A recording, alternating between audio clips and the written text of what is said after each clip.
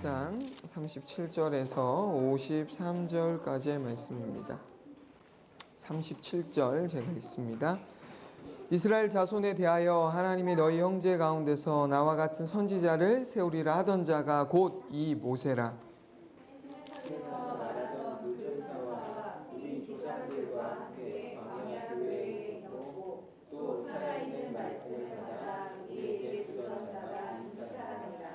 우리 조상들이 모세에게 복종하지 아니하고자 하여 거절하며 그 마음이 도리어 애굽으로 향하여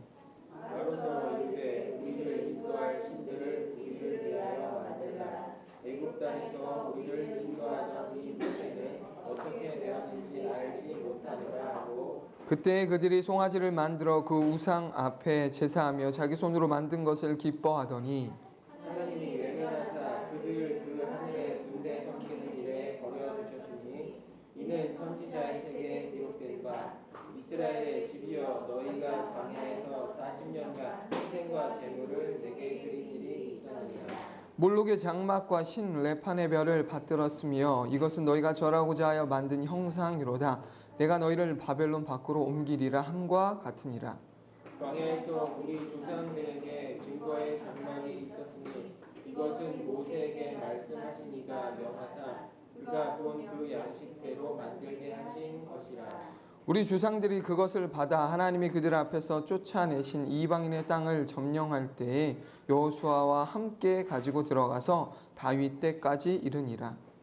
다윗이 하나님 앞에서 은혜를 받아 야곱의 집을 위하여 하나님의 처소를 준비하게 하여 달라고 하더니 솔로몬이 그를 위하여 집을 지었느니라. 그러나 지극히 높으시기는 손으로 지은 곳에 계시지 아니하시나니 선지자가 말한 바 주께서 이르시되 하늘은 나의 보좌요 땅은 나의 발등상이니 너희가 나를 위하여 무슨 집을 짓겠으며 나의 안식할 처소가 어디냐. 이 모든 것이 다 내 손으로 지은 것이 아니냐 함과 같으니라. 목이 곧고 마음과 귀에 할례를 받지 못한 사람들아 너희도 너희 조상과 같이 항상 성령을 거스르는도다. 너희 조상들이 선지자들 중에 누구를 박해하지 아니하느냐. 의인이 오시리라. 예고한 자들을 그들이 죽였고 이제 너희는 그 의인을 잡아 분자요 살인한 자가 되는. 같이 읽겠습니다. 너희는 천사가 전한 율법을 받고도 지키지 아니하였도다 하니라. 아멘. 기도하겠습니다. 하나님 아버지, 오늘도 우리에게 하나님의 말씀을 듣고 볼 수 있는 귀한 은혜 주시니 감사합니다. 하나님, 우리 안에 어그러진 심령들 있다라면, 하나님의 말씀을 받을 준비가 되지 못한 우리의 마음의 상태라면 성령께서 우리의 마음의 상태를 새롭게 하여 주시고 하나님의 말씀이 들려질 뿐만 아니라 가슴에 새겨지는 은혜가 있도록, 그것이 삶으로 실천되어지는 은혜가 있도록 하나님 붙잡아 주시옵소서. 감사드리옵고 살아계신 예수님의 이름으로 간절히 기도했습니다. 아멘.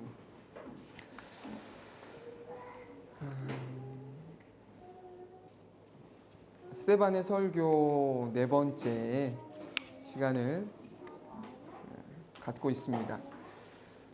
스데반은 71명으로 구성된 사내들인 공회원들과 방청객들이 모인 사내들인 법정에서 당당하게 믿음의 조상인 아브라함에서부터 시작하여 솔로몬에 이르기까지 약 1000년에 걸쳐 하나님께서 베풀어 주셨던 구원의 역사를 간략하면서도 명쾌하게 설명했습니다. 오늘 저와 여러분이 살펴볼 본문의 말씀은 스데반이 했던 긴 설교의 결론입니다. 결론이에요. 지금까지 스데반은 자신의 설교를 듣고 있는 청중들의 마음을 자극시킬 만한 과격한 표현을 거의 사용하지 않았습니다. 설교를 하는 내내 스데반은 의도적으로 거친 표현을 하지 않았어요. 오히려 반대로 매우 겸손했고 의도적으로 자신을 공경에 빠뜨린 청중들을 존중하기까지 했습니다. 우리는 그것을 부형들이여 라고 부른 그의 호칭을 통해 이를 확인할 수 있습니다. 그냥 이스라엘 사람들아 라고 부를 수도 있지만 부형들이여 라고 의도적으로 스데반은 그렇게 그들을 호칭했어요. 거짓 증인들의 증언으로 억울하게 법정에 서게 되었음에도 불구하고 스데반은 그 일과 그 일을 주도하고 있는 사람들로 인해 동요되지 않았을 뿐만 아니라 도리어 앞서 말씀드린 것처럼 그들을 존중했습니다. 그랬던 스데반이 결론 부분에 이르러서는 앞에서 했던 것과는 전혀 다르게 그들의 잘못과 어리석음을 직접적으로 아주 무섭게 꼬집고 있다는 것을 우리는 본문의 내용에서 확인할 수 있습니다. 계속 부드러웠던 게 아니라 말미엔 어떻게 하는 거예요? 강하게 말하고 있는 거예요. 꼬집듯 말하고 있는 거예요. 고발을 당한 스데반이 그들을 역으로 지금 고발하고 있는 내용이 결론입니다. 스데반의 고발로 원고와 피고가 한순간에 바뀌는 상황이 된 거예요. 이전에 원고였던 사람은 피고가 되고 이전에 피고였던 사람은 지금 뭐가 된 거예요? 원고가 된 거죠. 스데반의 고발로 이렇게 상황이 바뀌게 되어졌는데 그 일의 시작이 무엇이냐? 스데반은 하나님께서 세우신 언약을 이스라엘 백성이 파기했다라고 하는 역사적 사실을 날카롭게 지적하는 것으로 그 일을 이야기합니다. 본문 37절에서 41절까지의 말씀인데 우리가 읽었지만 다시 한번 확인해 보겠습니다. 37절에서 41절입니다. 시작.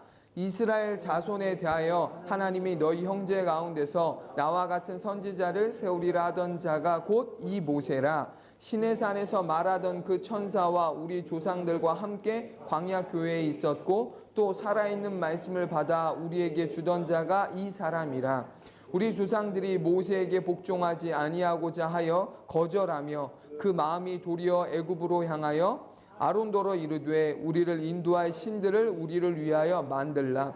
애굽 땅에서 우리를 인도하던 이 모세는 어떻게 되었는지 알지 못하노나 하고 그때 그들이 송아지를 만들어 그 우상 앞에 제사하며 자기 손으로 만든 것을 기뻐하더니. 아멘.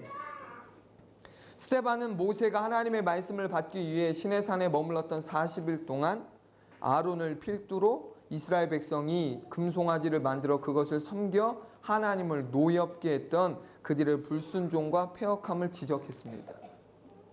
여기서 한 가지 짚고 넘어가고 싶은 것이 있습니다. 그것은 많고 많은 것들 중에서 왜 하필 이스라엘 백성이 송아지의 형상을 만들었냐라고 하는 것입니다. 지금 모세 부재 기간 동안 이스라엘 백성이 아론을 부추겨서 어떤 형상 하나를 만들었어요. 그 형상이 뭐라는 거예요? 우리가 잘 알고 있는 것처럼 송아지 형상이에요. 근데 왜 송아지 형상을 만들었냐는 거예요. 형상을 만들 게 많죠. 만들 만한 형상이 많아요. 그런데 왜 하필이면 송아지였냐라는 것이에요. 성경을 보면서 저와 여러분은 이러한 의문을 품어야 합니다. 이러한 의문 없이 성경을 계속 보면요. 그 내용이 그 내용일 뿐이에요. 왜? 라고 하는 질문을 붙이셔야 돼요. 그래야 성경에 함의된 깊은 의미와 의도를 제대로 파악할 수가 있습니다. 이 의문에 대한 결론은 다음과 같습니다. 어리석은 이스라엘 백성들의 요구에 모세의 형 아론이 송아지 형상을 만든 것은 그가 개인적으로 송아지 형상을 좋아해서가 아니라 그에게 또 이스라엘 백성 모두에게 송아지 형상이 매우 익숙했기 때문에 그렇습니다. 매우 익숙한 형상이었어요. 왜 익숙했을까요? 그들 모두에게 송아지 형상이 익숙했던 이유는 이스라엘 백성이 400년 동안 살았던 애굽, 오늘날로 이집트 그 지역은 당시 소를 신으로 섬기는 나라였기 때문에 그렇습니다. 소를 신으로 섬기는 나라였어요.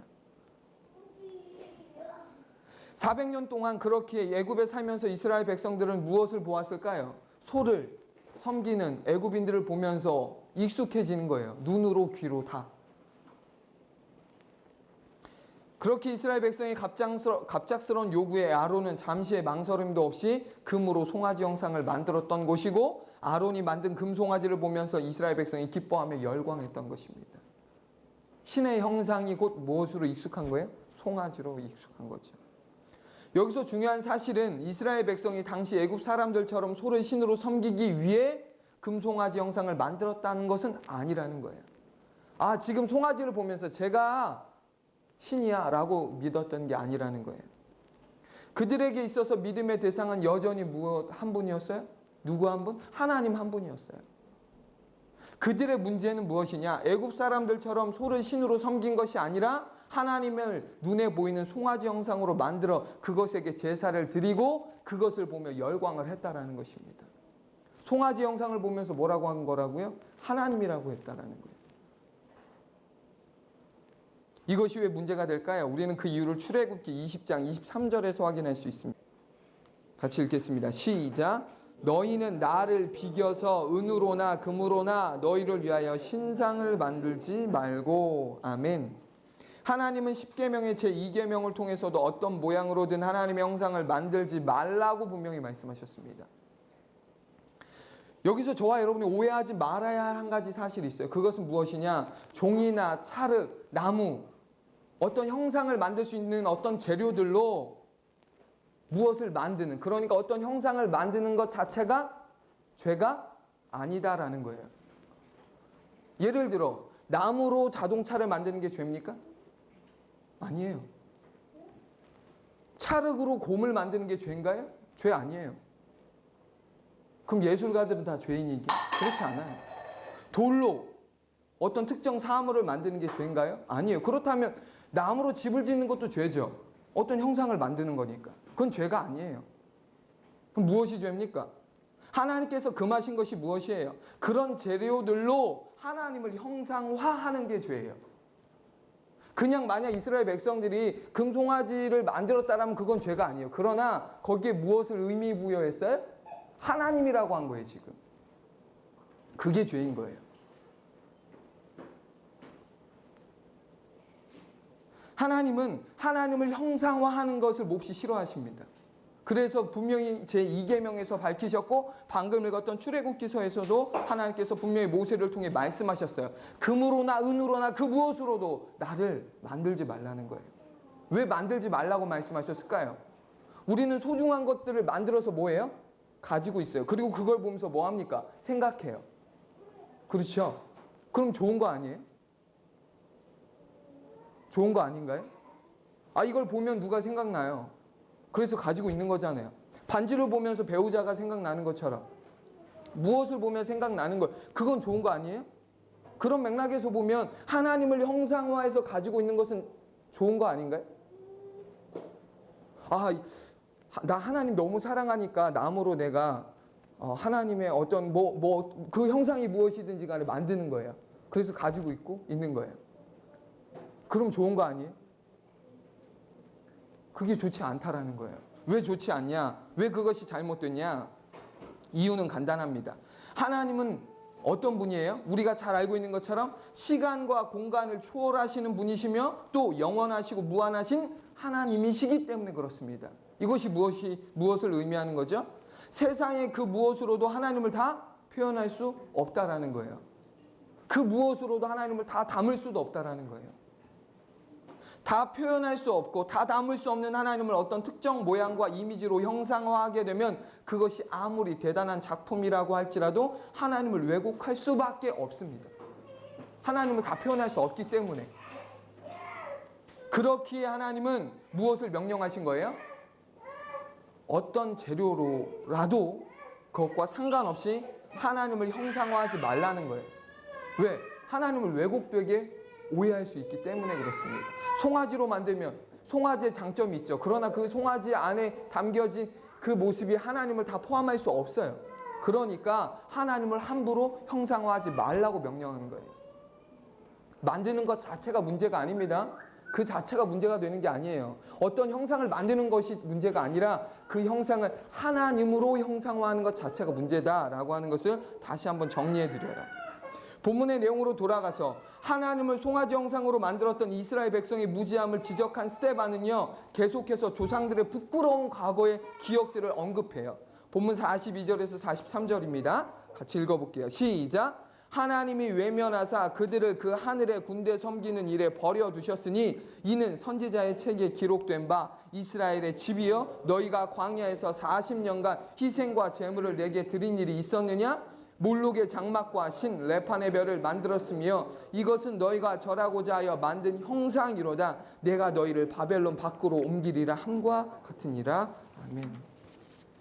스데반은 이스라엘 백성의 뿌리 깊은 우상 숭배의 어리석음을 언급하면서 하나님께서 선지자 아모스를 통해 말씀하셨던 질책의 내용을 인용하고 있어요.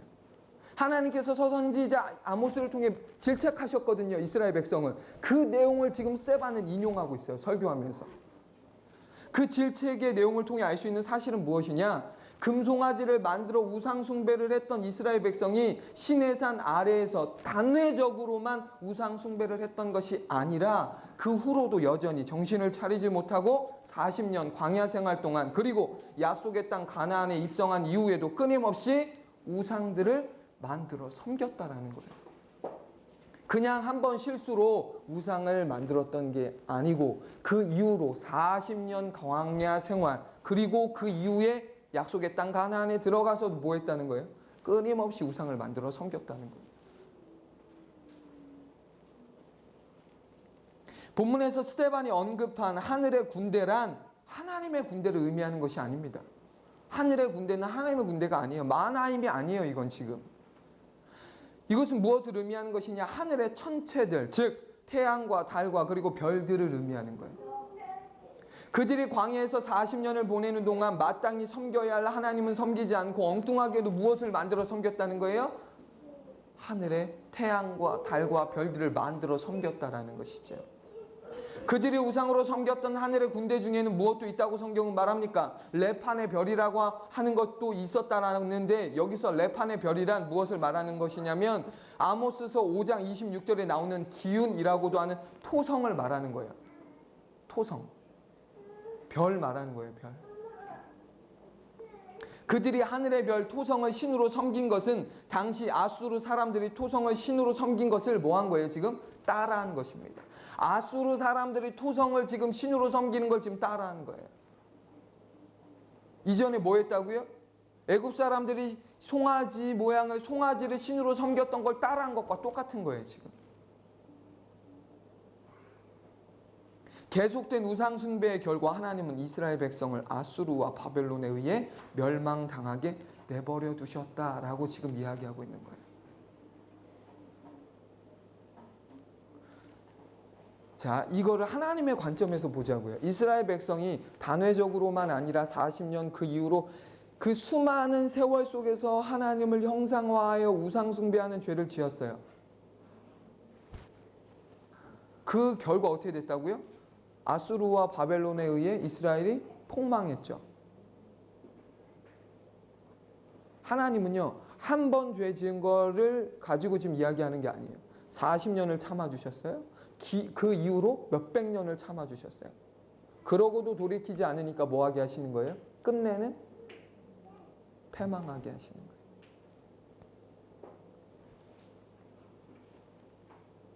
스데반이 지금 하나님의 우상을 만들어 경배한 이스라엘 백성의 불순종과 패역함을 지적하면서 하나님께서 선지자 아모스를 통해 말씀하셨던 내용들을 구체적으로 이용한 이유가 뭘까요? 인용한 이유가 뭐예요, 지금? 왜 이 내용을 지금 인용해서 지금 설교하고 있는 걸까요?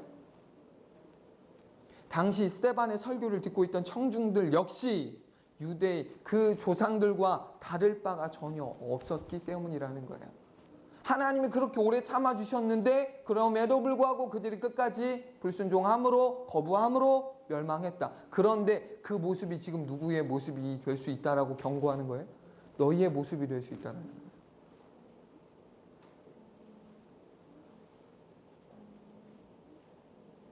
그들은 조상들처럼 금송아지나 레판의 별, 즉 토성을 섬기지는 않았지만 대신 무엇을 섬겼습니까? 성전과 그와 관련된 현실적 이익, 그리고 종교적 기득권을 무엇으로 섬기는 거예요? 우상으로 섬긴 거예요. 지금 금송아지를 섬기지 않았어요. 이들은 지금 레판의 별, 토성을 섬기지 않았다고요. 그들이 섬긴 건 뭐예요? 성전은 우상시했고요. 성전에서 성전만 우상시했던 것이 아니라 자기들의 종교적인 이익, 기득권을 우상했다라는 거예요. 그리고 뭐 하는 거예요? 사람들을 깔봤잖아요. 업신여겼단 말이에요. 종류만 다를 뿐 문제의 핵심은 똑같았다라고 하는 것을 지금 이야기하는 거죠. 스데반은 이를 통해 율법을 어긴 것은 내가 아니라 나를 고발한 너희야 라고 지금 꼬집어 말하는 거예요. 그리고는 성전 자체가 신앙이 될 수 없다라는 사실을 설교의 말미에 다시 한번 재차 반복합니다. 44절에서 50절의 내용이 뭐예요? 성전 자체가 신앙의 대상이 될 수 없다는 내용이에요. 지금 잘 한번 읽어보세요. 44절부터 시작. 광야에서 우리 조상들에게 증거의 장막이 있었으니 이것은 모세에게 말씀하신 이가 명하사 그가 본 그 양식대로 만들게 하신 것이라. 우리 조상들이 그것을 받아 하나님이 그들 앞에서 쫓아내신 이방인의 땅을 점령할 때에 여호수아와 함께 가지고 들어가서 다윗 때까지 이르니라. 다윗이 하나님 앞에서 은혜를 받아 야곱의 집을 위하여 하나님의 처소를 준비하게 하여 달라고 하더니 솔로몬이 그를 위하여 집을 지었느니라. 그러나 지극히 높으신 이는 손으로 지은 곳에 계시지 아니하시나니 선지자가 말한 바 주께서 이르시되 하늘은 나의 보좌요 땅은 나의 발등상이니 너희가 나를 위하여 무슨 집을 짓겠으며 나의 안식할 초소가 어디냐. 이 모든 것이 다 내 손으로 지은 것이 아니냐 함과 같으니라. 아멘. 잘 아시는 대로, 여러분께서 잘 아시는 대로 성전은 원래부터 이스라엘 백성에게 있었던 게 아니에요. 원래부터 있었던 게 아니에요. 언제까지도 없었습니까? 다윗의 시대 때까지도 성전은 존재하지 않았어요. 솔로몬 시대에 들어가서야 성전이 비로소 세워졌습니다. 여기서 스데반은 성전과 관련된 4명의 사람들을 차례대로 언급해요. 그들이 누구입니까? 지금 읽어보셔서 아시겠지만 모세, 여호수아, 다윗, 솔로몬 이 4사람이에요. 스데반은 이 4명의 사람들이 성전과 관련하여 어떠한 일을 했었는지를 요약적으로 지금 진술하고 있습니다. 먼저 모세는 어떤 일을 했습니까? 하나님의 명령을 따라 하나님께서 보여주신 양식대로 증거의 장막을 만들었고, 여호수아는 당시 이방인들이 살고 있었던 가나안 땅을 점령하여 들어갈 때 증거의 장막을 가지고 들어갔으며 옮겼다라는 거예요. 다윗은 성전을 지을 것을 하나님께 간구했을 뿐만 아니라 무엇도 했습니까? 성경의 내용을 보면 그것을 재료를 준비했어요. 성전을 지을 준비, 재료를 다 했어요, 다윗이. 그 다음으로 무엇을 했습니까? 솔로몬은 성전을 비로소 건축했습니다. 성전과 관련이 있는 4명의 사람들을 통해 스데반이 당시 청중들에게 말하고자 했던 것은 다름 아니라 성전은 하나님의 진정한 거처가 될 수 없다라는 것이에요, 지금. 성전은 하나님이 거할 수 있는 거처가 진정한 의미에서 될 수 없다라고 지금 이야기하는 거예요. 스데반은 그 근거로 이번에는 하나님께서 이사야 선지자를 통해 말씀하셨던 내용을 인용합니다. 아모스 선지자가 말했던 내용을 인용했었는데 이번에는 이제 누구를 통해요? 이사야 선지자를 통해 말씀하신 것들을 인용하는데 그 내용이 이렇죠. 하늘은 나의 보좌요 땅은 나의 발등상이니 너희가 나를 위하여 무슨 집을 짓겠으며 나의 안식할 처소가 어디냐. 이 모든 것이 다 내 손으로 지은 것이 아니냐. 이러한 이유로 스데반은 지극히 높으신 하나님은 사람이 손으로 지은 곳에 뭐 할 수 없다고 분명히 못을 박은 거예요. 그 성전에 하나님 계실 수 없다고 지금 못을 박은 거예요. 지금 유대인들은 뭐예요? 성전에 하나님이 계신다라고 그렇게 믿고 있었는데, 성전에만, 그러면서 성전을 그렇게 신성시했는데 그게 아니다. 하나님은 거기에 매일 수 있는 분이 아니다. 너희가 생각하는 것처럼 하나님은 그런 분이 아니다 라고 지금 이야기했다는 거죠. 스데반이 이러한 내용을 당시 설교를 듣고 있던 청중들에게 강조한 이유는 이미 여러 차례 제가 여러분들에게 말씀드렸던 것처럼 그들이 성전을 신성시 여기는 우상 숭배의 죄를 짓고 있었기 때문에 그런 거예요. 그들의 죄는 성전을 신성시 여기는 우상 숭배의 죄로만 끝나지 않았어요. 그들은 참 성전이신 예수님을 배척하고 죽이는 더 큰 죄를 지었습니다. 성전을 신성시한 것도 모자라 무엇했어요? 참 성전이신 그분이 이 땅에 오셨는데 그분을 뭐 했어요? 모함하고 죽였다라는 거예요. 결국 성전을 모독한 것은 스데반이 아니라 스데반을 모함한 그들이었다라고 하는 것이 밝혀지는 대목이죠.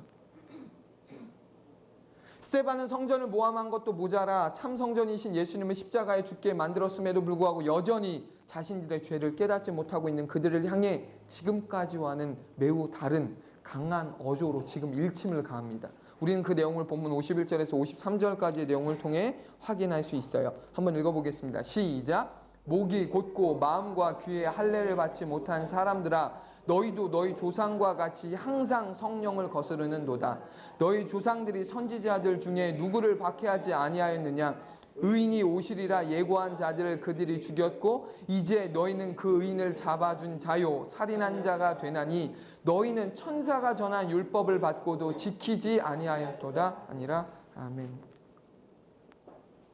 스데반은 법정에서 자신의 설교를 듣고 있는 청중들을 향해 지금 뭐라고 불렀습니까?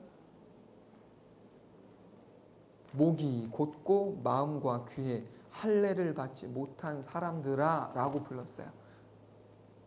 이러한 호칭은 앞서 스데반이 그들을 향해 아버지와 형들을 아우르는 부형들이여 부형이여 라고 했던 것과는 180도 다른 호칭이죠. 전혀 다른 거예요 지금. 왜 스데반은 갑자기 그들을 부르는 호칭을 완전히 다르게 바꿨을까요? 이전엔 그렇게 존중하는 호칭을 불렀는데 왜 이제는 갑자기 정죄하는 호칭으로 바뀌었죠? 이유는 간단합니다. 그들이 말씀을 듣고 자신들의 죄를 깨닫고 회개하기는커녕 여전히 오만방자한 태도를 보였기 때문에 그렇습니다.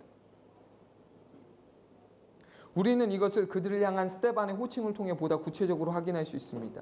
여기서 스데반이 말한 것처럼 목이 곧다라는 표현은 어떤 거예요? 목이 뻣뻣하다라는 뜻으로 절대 고개를 숙이지 않는 사람의 완악함을 말하는 거예요.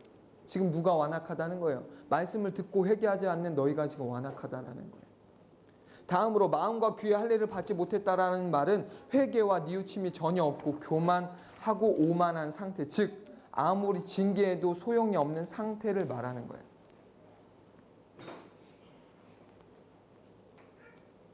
이건 대단히 무서운 상태예요. 영적 문둥병에 걸린 거예요. 지금 아파야 돼요. 근데 통증을 느끼지 못하는 거예요. 하나님께서 말씀으로 그 사람의 죄된 부위를 지금 갈랐거든요. 그럼 아파야 되잖아요. 근데 아픔을 못 느끼는 거예요. 아픔을 못 느끼니까 뭐 하는 거예요? 치료의 필요성도 느끼지 못하고 치료를 받지도 않는 거죠. 하나님께서 저와 여러분에게, 우리 모든 사람들에게 징계를 하시는 목적은 하나예요. 징계를 하시는 목적은 하나예요. 그 징계하시는 목적이 뭐예요?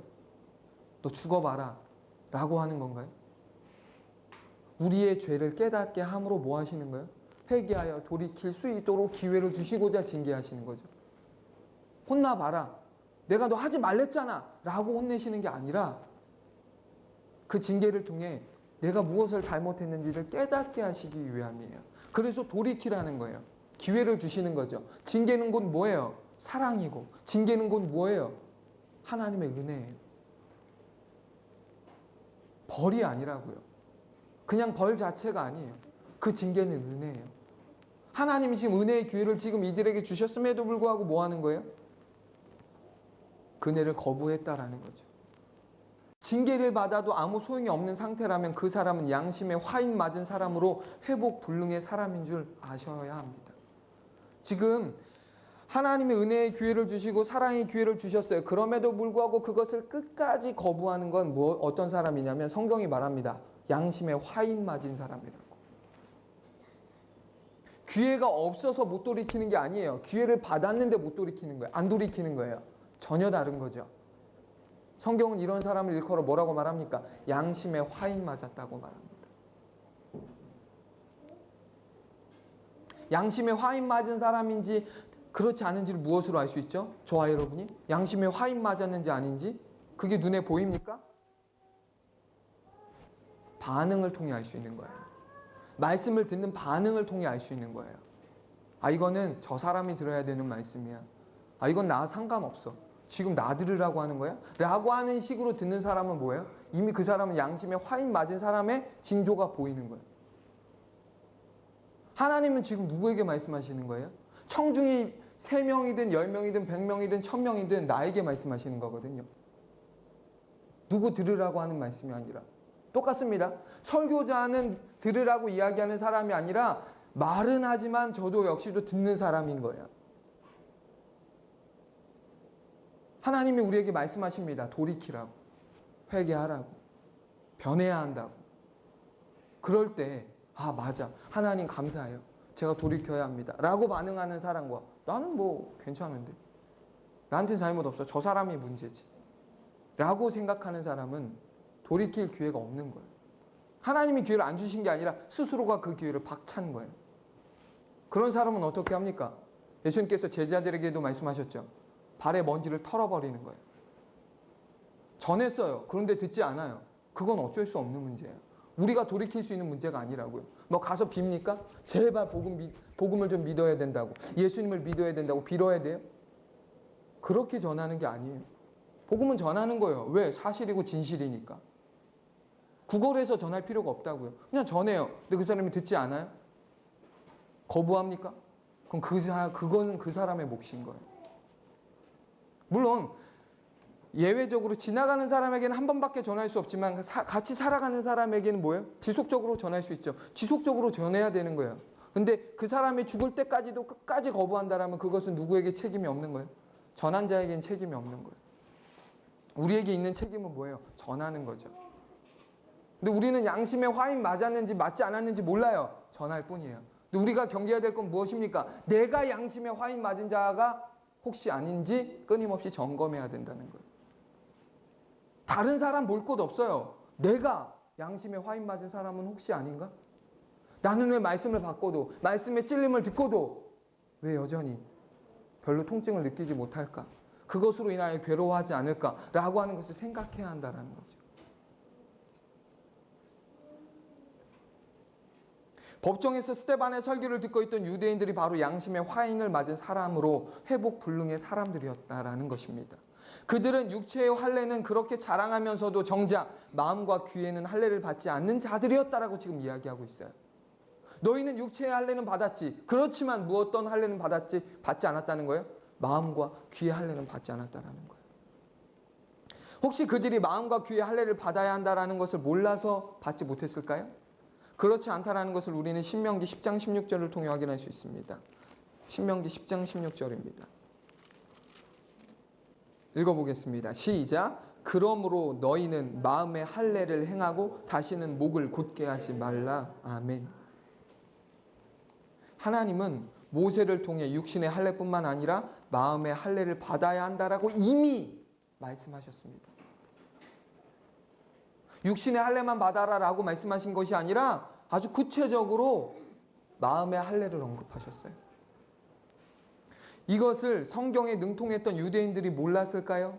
모를 리 없죠. 당연히 알았을 거예요. 아, 육체의 할례만 받는 게 아니라 마음의 할례도 받아야 되는 거지 라고 분명히 알았을 거예요. 그러나 문제는 뭐예요? 알긴 알았는데 받지 않았다라는 거예요. 행하지 않았다라는 것입니다. 그들은 경건의 모양만 있을 뿐 실제로는 경건하지도 거룩하지도 않은 자들이었습니다. 그렇게 말씀을 들어도 깨닫지 못하고 성령의 역사를 직접 두 눈으로 목격하고도 부인하는 거예요. 성령을 거스르는 그들의 무지함은 선지자를 박해하고 죽이는 일로도 나타났다라는 것이죠. 그냥 거부한 것만 끝이 아니라 뭐 하는 거예요? 하나님의 말씀을 전하는 자를 핍박할 뿐만 아니라 그들을 죽이려고 했다라는 거죠. 스데반은 과거 조상들이 선지자들, 특히 메시아를 예언한 선지자들을 박해하고 죽였다면 그들의 후손인 유대인들은 선지자들이 예언했던 바로 그 메시아이신 예수님을 박해하고 죽였을 뿐만 아니라 지금 뭐 하는 거예요? 예수님을 따르는 제자들을 박해하고 죽이려고 한다라는 이 사실을 지금 폭로하는 거예요.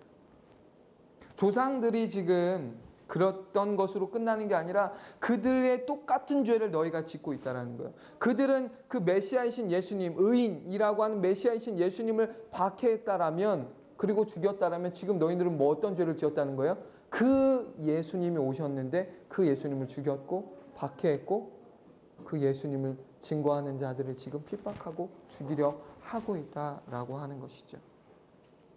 이처럼 스데반은 자신을 유죄인가 무죄인가를 판단하겠다며 모인 자들 앞에서 지금 뭐 하는 거예요?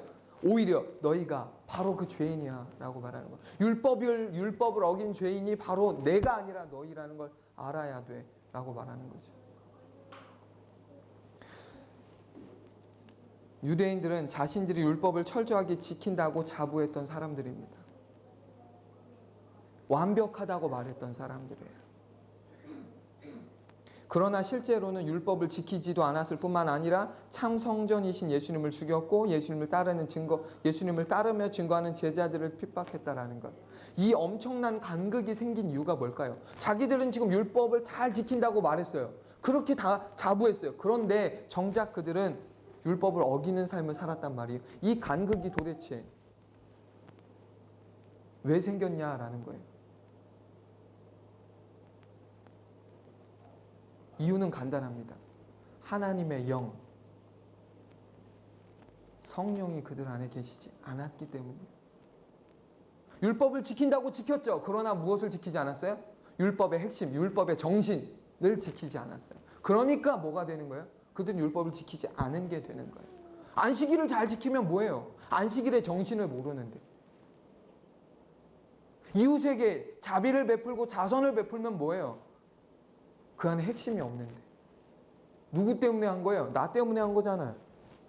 누군가를 도와줬어요. 어려운 사람을 도와줬어요. 하나님을 위해서 한 게 아니라 결국 해야 해서 한 것이고 그 결과 내가 그 공로를 받는 거예요. 자기의죠.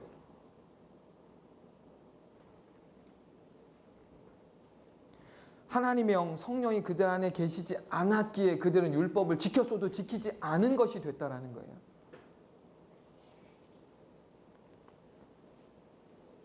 성령께서 그들 안에 계시지 않았던 이유가 뭘까요? 차별하는 걸까요? 사도들에게, 제자들에게는 성령이 들어가셨는데 왜? 평생을 신앙생활을 했던 그들에게는 성령이 계시지 않았던 거죠. 이유는 간단해요. 그들이 성령을 거부했기 때문에 그렇습니다. 성령이 안 들어가신 게 아니라 들어가실 수 없도록 그들이 거부한 거예요. 그 결과 그들은 성령을 거스르는 자들이 되고 말았다라고 하는 사실을 우리는 오늘 본문의 내용을 통해서 확인할 수 있습니다. 성령이 계시지 않았기에 성령을 거스르는 삶을 살았다라는 것.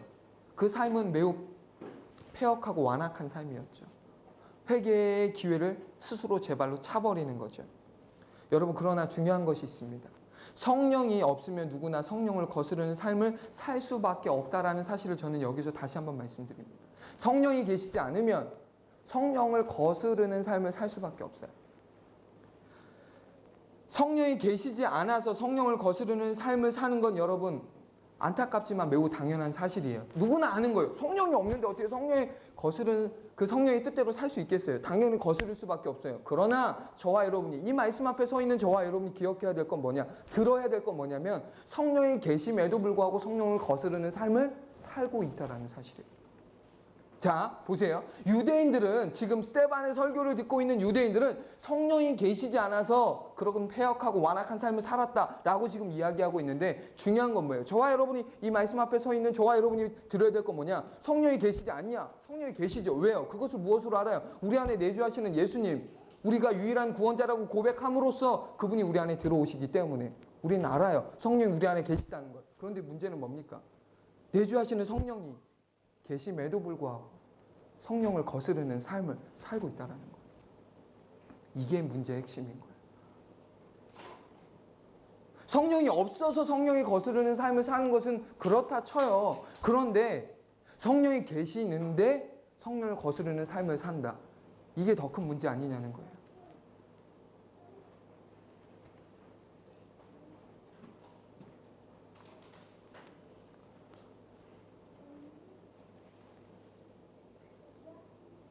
내주하시는 성령께서 죄를 깨닫게 하시고 돌이킬 기회를 주시지만 사람들이 무엇하지 않습니까? 회개하지 않습니다. 성령이 계시는데 성령을 거부한다라고 하는 증거가 바로 첫 번째가 이거예요. 성령이 계셔요. 그래서 우리 안에 양심을 계속 찌르죠. 돌이키라고, 바뀌라고, 회개하라고. 이거 잘못된 거라고. 근데 문제는 회개를 하지 않는 거예요. 회개를 안 하는 게 아니죠. 엄밀히 말하면 해요. 그런데 어떤 회개하는 거예요? 형식적인 회개하는 거예요. 하나님, 저 잘못했어요. 또 거짓말했어요. 또 화냈어요.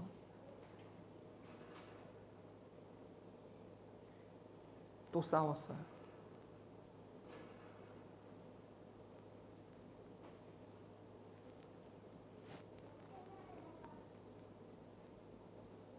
이것이 무엇을 의미하는 거냐? 성령을 거스르는 것을 의미하는 거예요. 성령께서 우리 안에 계신 성령께서 우리로 하여금 회개할 수 있는 기회와 깨달음을 주셔요. 그 깨달음과 기회를 붙잡아 회개를 온전히 함으로 성령의 이 열매, 회개의 열매를 맺어지는 것이 성령의 뜻대로 살아가는 것인데 그와 반대의 삶을 산다는 거죠. 회개의 열매가 맺어지지 않는다는 건 지금 무엇을 의미하는 겁니까? 성령을 거스르는 삶을 살고 있다는 것을 보여주는 증거예요. 성령의 열매가 없다, 회개의 열매가 없다.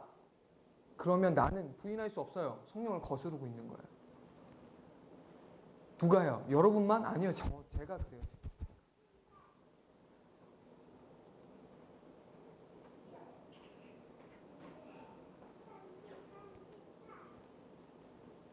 성령을 거스르는 삶을 살고 있다는 것을 저도 말씀을 준비하면서 보게 되었습니다.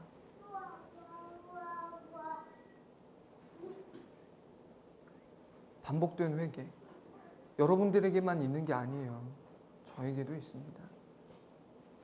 근데 그것이 저에게 성령께서 무엇을 깨닫게 하신 거냐면 그게 바로 성령을 거스르는 거야 라고 말씀하시는 걸 느끼는 거예요. 아, 그렇구나. 인간이라 연약해서 어쩔 수 없이 같은 죄를 반복해서 짓고 있고 그것을 회개하고 있는 거구나가 아니라 그게 바로 성령을 거스르는 거구나.